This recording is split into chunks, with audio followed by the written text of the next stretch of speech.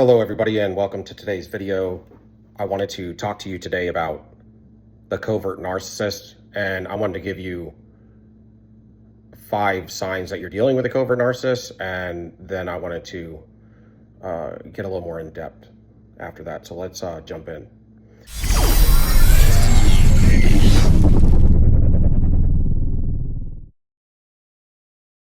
So the first sign you're dealing with a covert narcissist is everybody else outside the home has a different opinion than you do of the covert narcissist. They are under the impression that the covert narcissist is just this amazing person. And if you go to like a party or something or an outing, you may hear this from other folks that are friends with the covert narcissist, with your partner. And you have a difference of opinion because as soon as you get behind closed doors, you're so used to how evil they are that you almost have a hard time thinking they're any good out there. If you're going to be around the covert narcissists, the others that they surround themselves with are going to be people that praise them, think they're just amazing. And the covert narcissist early on gets you to form this opinion of them that they are perfect. And a lot of times they will talk about, if you really listen closely, first impressions. They talk about that a lot. And if you think about it, in Love Bomb is how they're preparing you to treat them and convincing you to act in their presence and outside of their presence via isolating and things like that. Number 2, the second sign is that you're going to have cognitive dissonance, which means you have 2 opposing thoughts about this individual, and your mind, your spirit, your mind is not supposed to, in a relationship, have 2 opposing thoughts. And it's not just on one topic of discussion, it's every topic of discussion. It's every time that the narcissist and you are having a conversation, it's just another new one, because you're seeing, again, it's the words don't meet the actions. They tell you they love you, but you ain't seeing it. You're not seeing it at all. You might as well feel like you're their worst enemy. Do you feel like this continuously all the time because it never ends?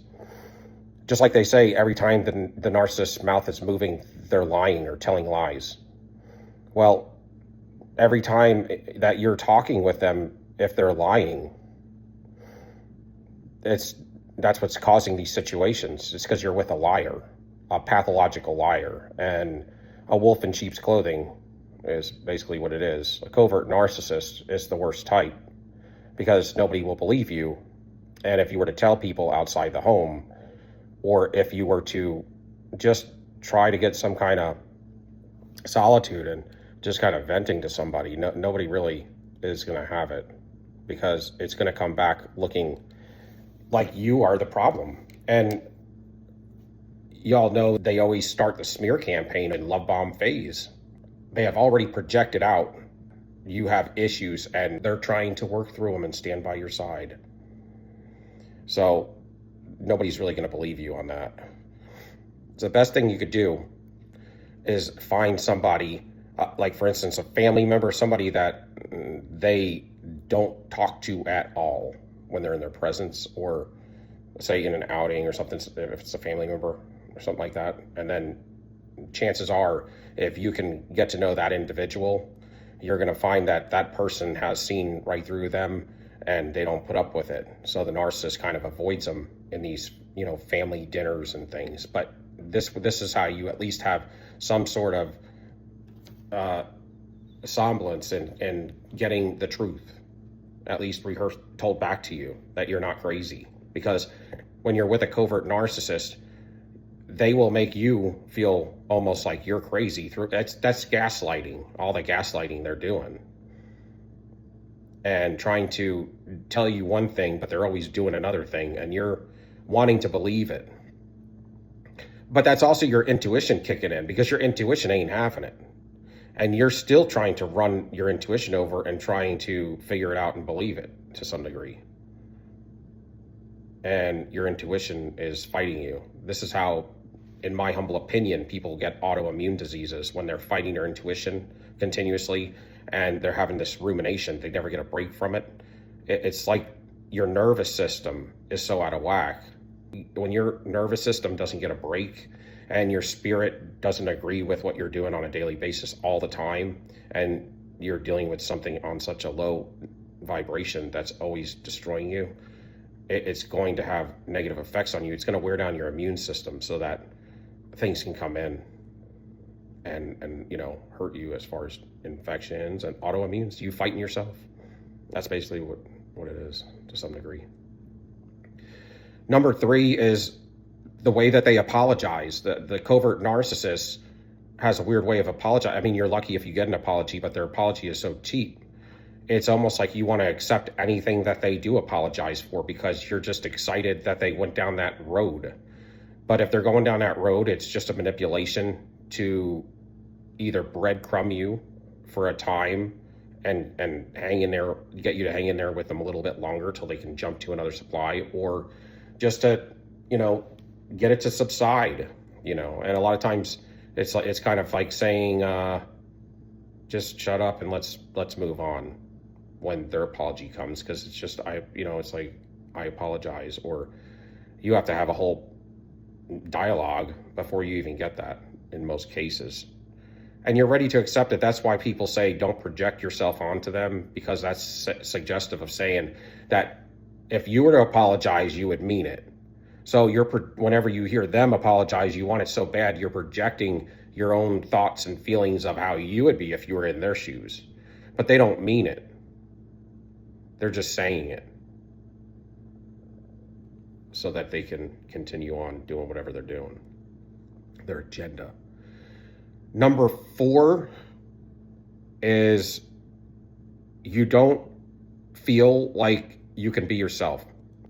When you're in a relationship with a covert narcissist, you can never laugh when you want. You can never cry when you want. You can never just be content. Rules. It's almost like you get all these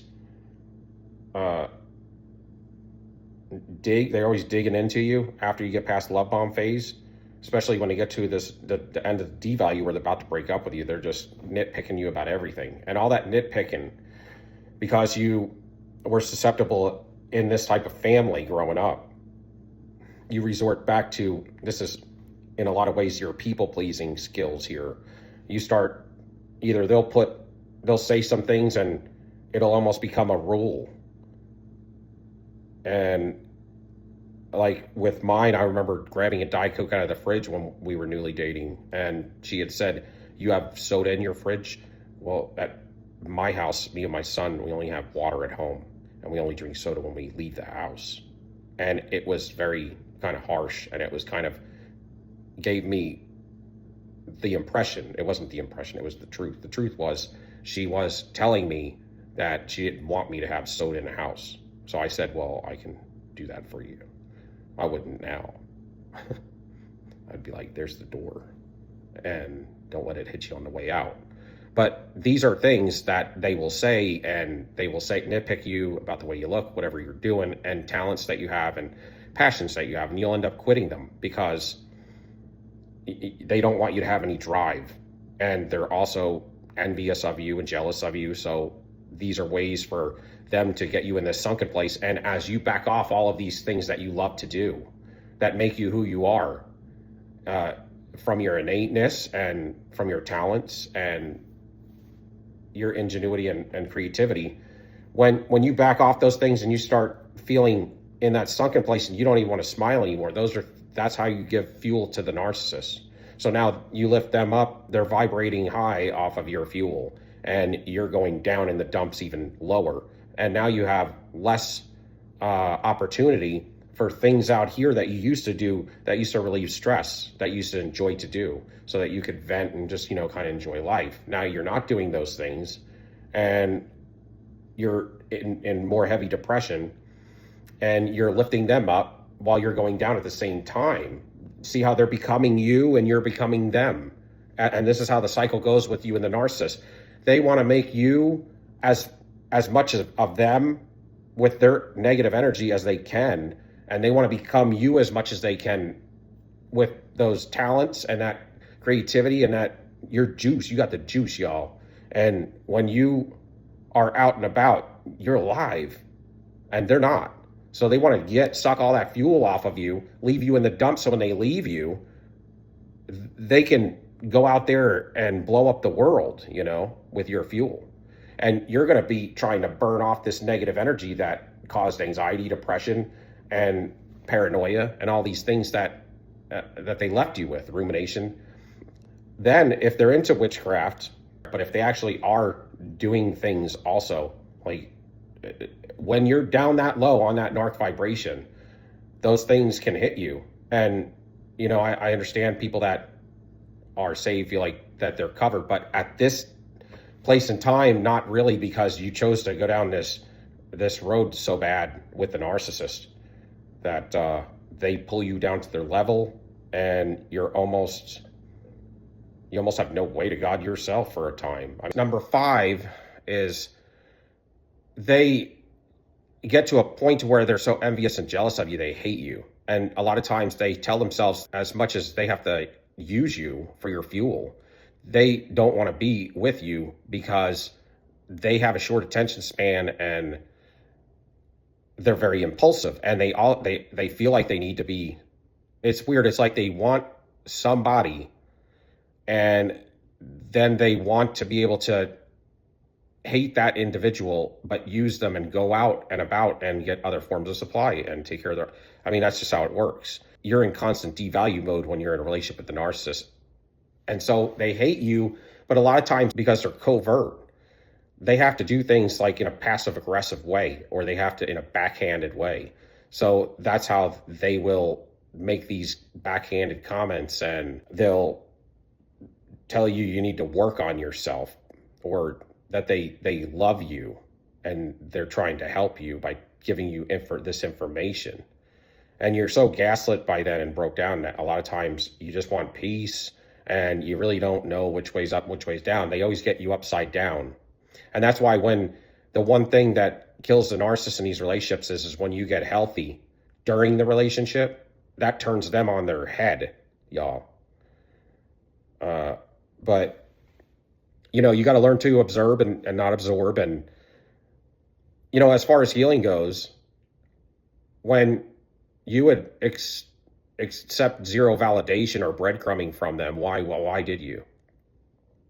I'm just saying, like, what you learn in this relationship, or you should learn when you come out of it, is that at this point in time, you need to be validating yourself and secure in yourself, because you were doing everything fine before. And, under that spell, they kind of cast on you, because they're just like, it brought you back to your childhood.